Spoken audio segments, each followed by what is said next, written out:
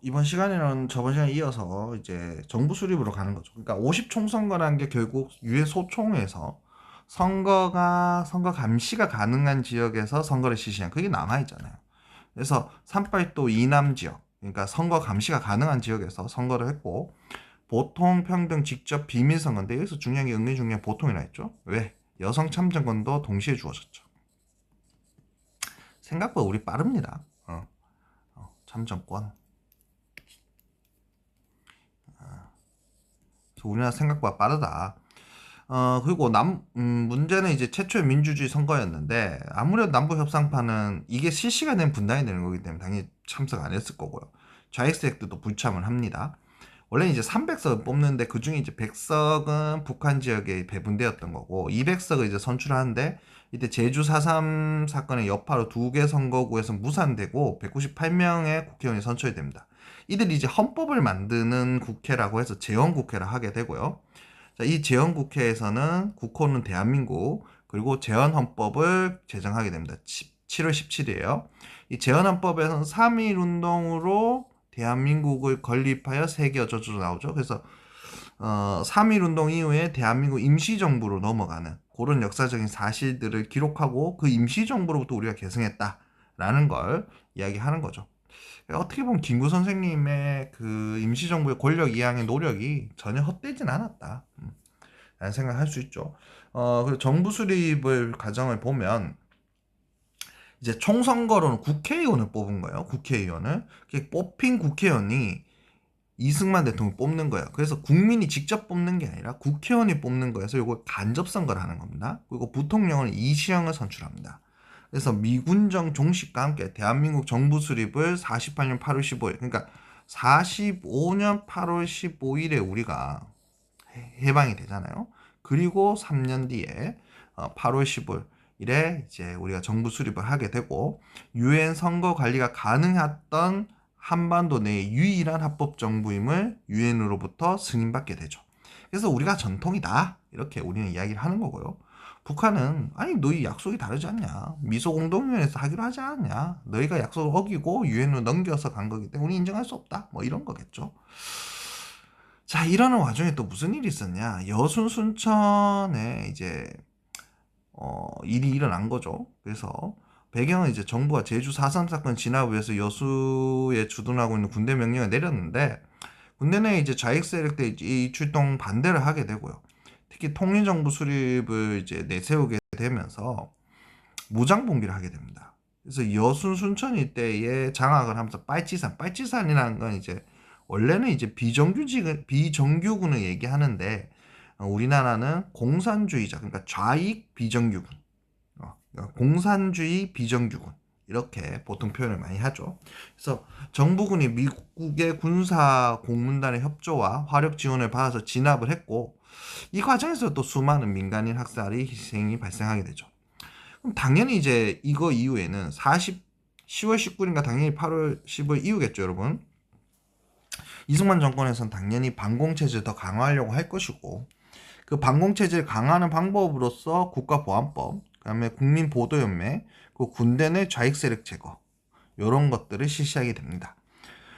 친일파 청산 노력 좌절 부분은 이제 보십시오. 해방전에 세 가지를 얘기했다 했잖아요.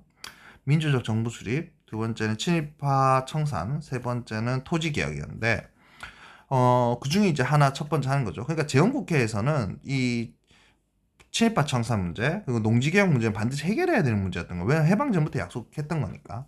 그래서 반민족행위처벌법을 48년 9월에 만듭니다. 그리고 반민족행위특별위원회 줄여서 반민특위까지 만들어서 친일 행위자를 압박하게 돼요. 문제는 이제 이승만 대통령이 국내에 왔을 때 아무래도 정치적인 입지가 좁았고 그런 상태에서 본인 세력들을 넓히는 과정에서 좌익 쪽으로 갈 수 없으니까 이분이 우익 쪽으로 가야 되고 우익 안에서는 당연히 친일파들이 있었고 근데 그 친일파들이 이 반민특위 활동에 의해서 계속해서 공격을 받으니 이승만 대통령 자기 세력을 공격한다는 생각이 들었겠죠.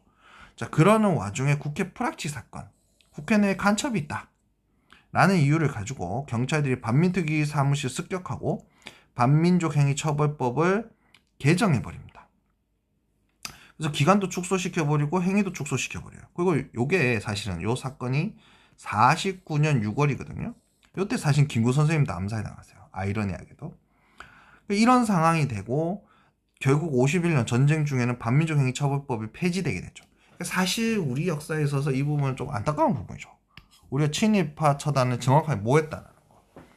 사실 친일파가 어떤 존재고 그런 존재들은 어떤 행위를 했고 그 이후에 어떻게 처벌받았는지를 정확하게 하는 게 우리한테 좀 중요한 문제였는데 그 문제를 정확하게 청산하지 못하고 갔다는 건 좀 안타까운 부분이죠. 자, 농지개혁을 한번 봅시다.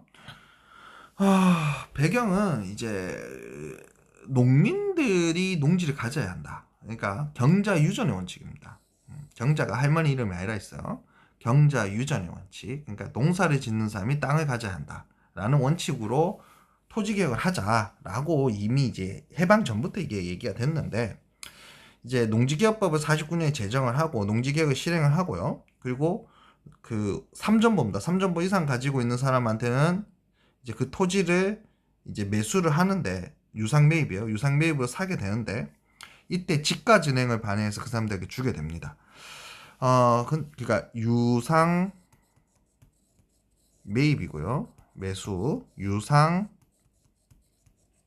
분배입니다. 기본 원칙은 밑에 나오죠. 근데 이제 6.25 전쟁 시작이 되기 전에 했어요. 5월달쯤에. 5월달? 4월달쯤인가? 그렇게 합니다. 하다 6.25 전쟁 일시 정지되었다가 전쟁 후에 재개가 됩니다.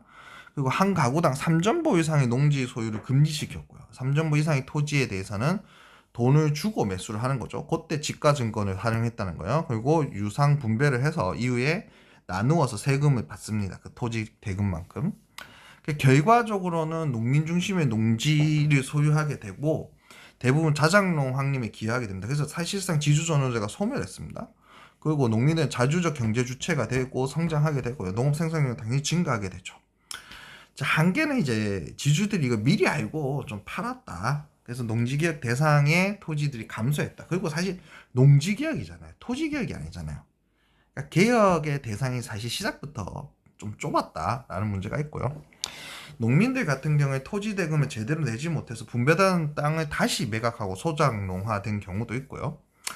또 한 가지 이제 지주등재 산업자본가로 전환되는데 좀 미흡한 부분들이 있었습니다.